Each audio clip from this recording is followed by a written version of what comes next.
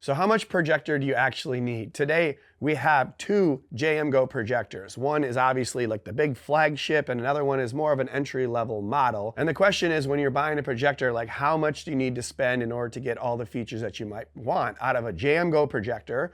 Or even if JMGO is one of the options that you might select. And with the World Cup coming up, now is a great time to learn all this information so you can watch all the games on a huge screen. So we're gonna go over both of these and give you the pros and cons of each, and obviously some buying advice at the end to help you guys make a good decision. So first we have the N1S 4K, which is the little guy over here. Now that's not necessarily an entry-level projector because this does display in 4K, which is awesome, especially since it comes in at like $749 as we're doing this video. So not a bad price at all for that guy. And it's a good projector of choice if you want something that you could take anywhere because it's very light at about 4.5 pounds, and it still has great Google TV operating system. It has nice little built-in speakers, so you don't really need to connect it to anything except for the power, which makes it a very mobile option. And then on the other side, we have the N3 Ultimate, which we just did a video on, and its main features are basically that you have the 3-in-1 image adjustment system with dual direction lens shifting, a wider range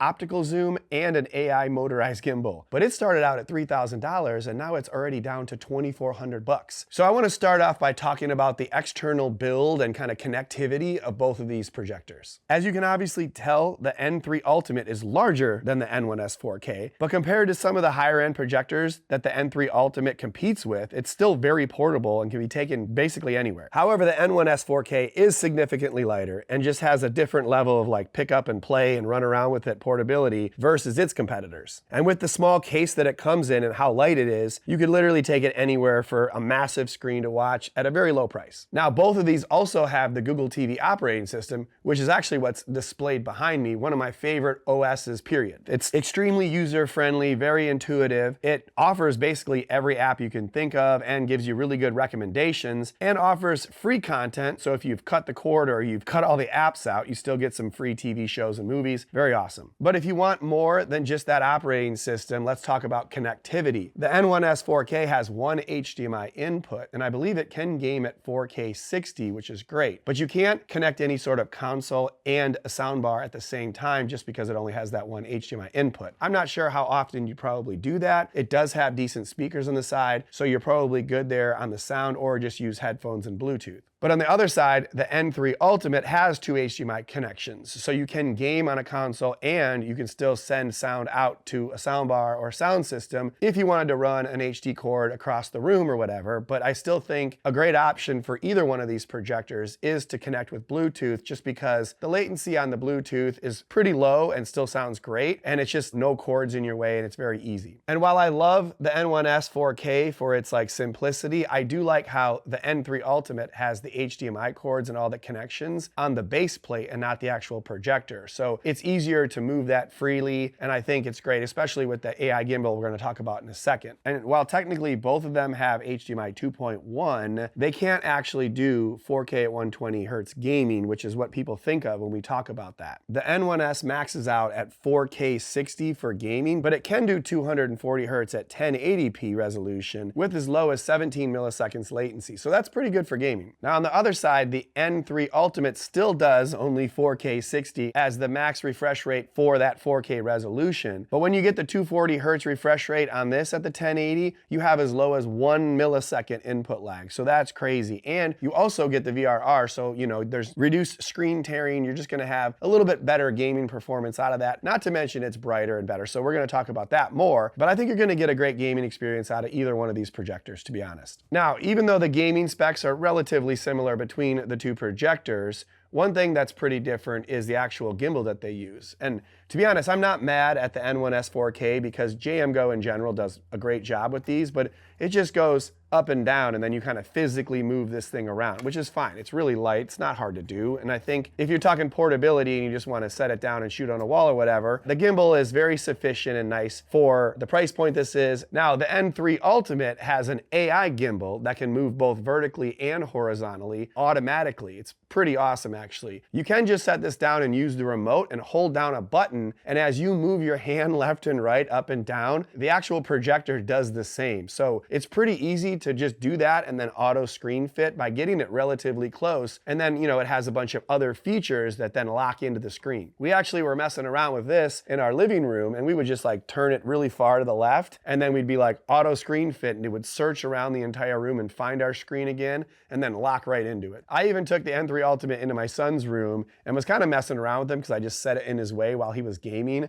But once he saw it there, he kind of wanted to play around with that AI gimbal himself, and then eventually just turned around and shot it up on the wall. And then he was just set on playing on the N3 Ultimate on his wall because it was like a 120-inch screen versus his 55-inch TV. So it's a really awesome projector, but it's also just kind of a fun experience. There's really nothing else like this on the market, especially if you think it might get bumped or you might move it a lot and you want to auto screen fit or just get it up on a wall quickly. But enough about the gimbals, let's talk about the actual image quality. Now, both of these projectors have JMGO's impressive MALC triple laser image technology, which uses RGB lasers to provide a more vibrant and high definition image compared to a traditional LED or single laser system. And then also the N1S 4K has HDR10, but the N3 Ultimate has Dolby Vision, which kind of is the industry standard. So I'm a big fan of Dolby Vision, another leg up for the N3 Ultimate. But now for the big difference, which is the brightness. The N1S 4K is actually 1100 ISO lumen,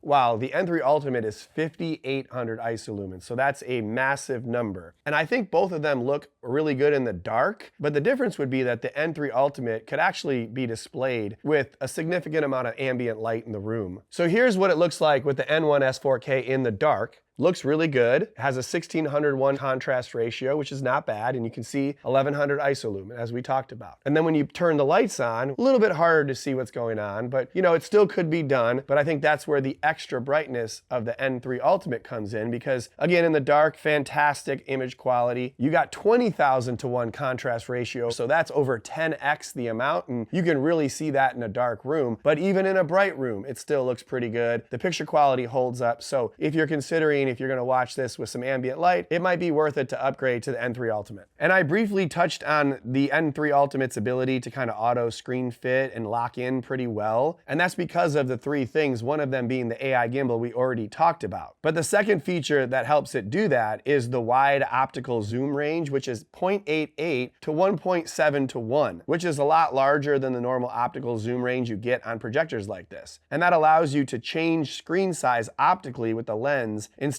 of digitally cropping the image and losing resolution. And the N3 Ultimate also has a dual direction lens shift, which allows you to adjust the screen's position up and down 130% and left and right 53%. And that's all within the elements of the lens as opposed to digitally shifting the image on the screen. So those three features are the reason that you get the best image quality possible on the N3 Ultimate with very minimal resolution loss. So I think you guys are starting to see, why the N3 Ultimate is the flagship and it has all these great features, but I definitely wouldn't downplay the fact that the N1S 4K still has this nice gimbal and it's extremely portable for the price point. Now, as far as screen sizes, the N1S 4K can max out at 200 and the N3 Ultimate 300 inches, but I don't know who has screens that large. I mean, we make videos about this and our max size is 200, but it kind of comes down to the brightness, the resolution, and making it that large. It's very difficult for something like this to display on 300 inches, whereas the N3 Ultimate is much brighter and it's really powerful.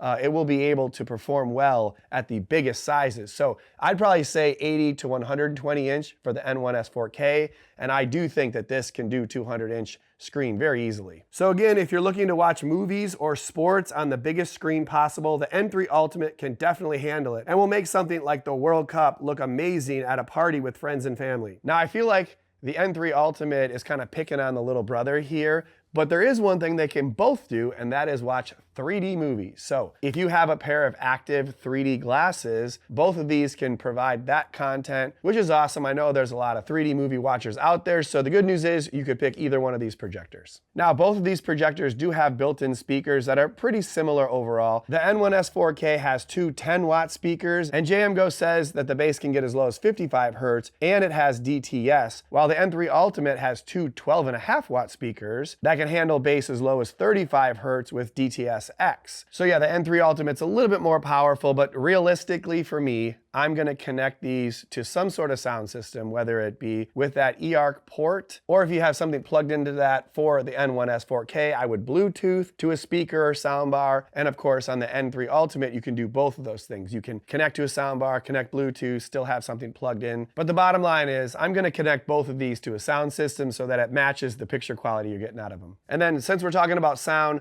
one thing that's very similar is that both of the fans on these are under 26 decibels, which is barely noticeable in a quiet room and easily disappears when watching and listening to content. But now that we've talked about all the features of these two projectors, we need to talk about buying advice, which seems pretty simple, but let's just go over it. I mean, if you're talking about buying one of these versus a competitor in the price range from a different company, it's like the gimbals are really awesome on both of these, and that separates JMGO from their competitors. And I do think that the image quality of the MALC triple laser is another thing. They do have fantastic picture quality. But if you're comparing these two against each other, then I think you're talking about kind of their price points and what you're getting out of each of these. If you're looking for something very, small and portable, then the N1S 4K is very easy to recommend. I love the gimbal. I think it still has great picture quality. In dark rooms, 1100 isolumen seems to be enough for me. It does have the HDMI connection and still projects at 4K 60. And it has that great Google TV operating system. So there's a lot to like about the N1S 4K, especially at the price point, currently about $750. And if this is your first 4K projector, the JMGO N1S 4K is definitely a great choice. But on the other hand, if you're looking for something for your home theater, like flagship projector, the N3 Ultimate is probably your choice. Maxing out at 5800 isolumen with a 3-in-1 image adjustment system, that AI gimbal, the really great lens shift, and the fantastic optical zoom range. All three of those features are sort of cutting edge, and putting them together, no one else has that in their flagship projectors right now. And besides all the, the gadgetry of that zoom and lens shifting and AI gimbal, I mean, the picture quality of this is fantastic as well. In the past, I've always thought of JMGO as a very good projector company, but really the gimbal and everything was what separated it. But I do think the N3 Ultimate is the first projector from JMGO where I'm like, that is an absolute flagship. It's right on par or better than the other companies. So I really like the N3 Ultimate, especially at the price point of $2,400, down from $3,000 where it started. So there you have it. Obviously, I like the N3 Ultimate.